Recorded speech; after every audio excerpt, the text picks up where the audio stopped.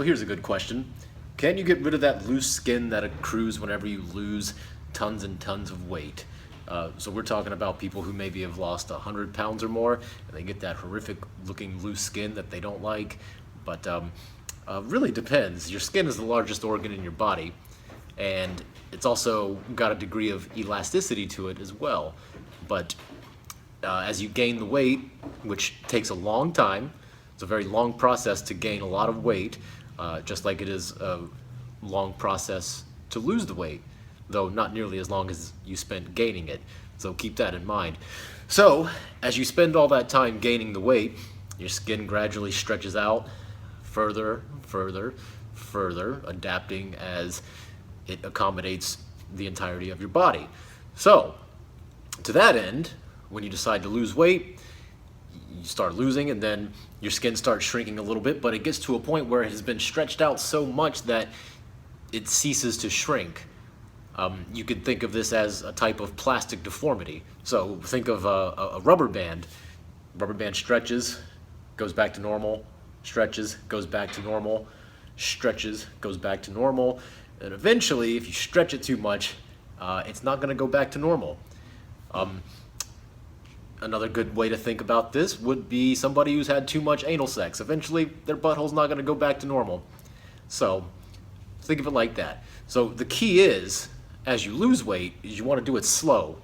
You don't want to go on a crash diet. For one thing, the crash diet will totally screw your hormones up, and most people who go on crash diets will rebound from them anyway, and then they'll get fat again. So you don't want to do that. You want to make proper lifestyle changes and take it slow. So that way your skin can accommodate your losses the opposite direction from which you gained it. To that end, how much weight should you be losing?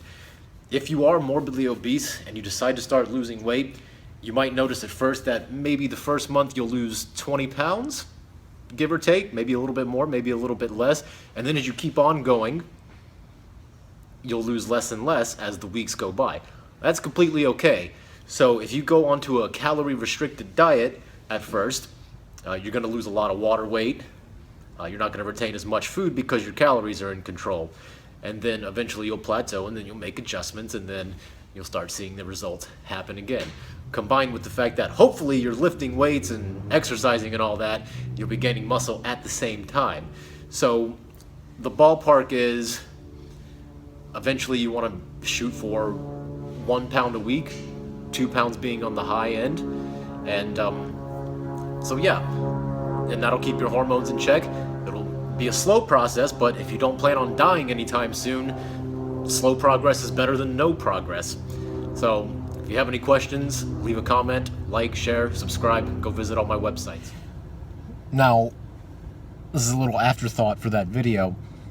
If you are into anal sex, the stretching I was referring to is your sphincter, which is supposed to voluntarily tighten up to, hold your poop in until it's ready to be released. So if you stretch it out too much, it could potentially become weaker. Now, there is a way to remedy this. They're called Kegels. They're pretty popular, and people do them to help strengthen their pelvic floor. So yeah, if you're into anal sex, do them.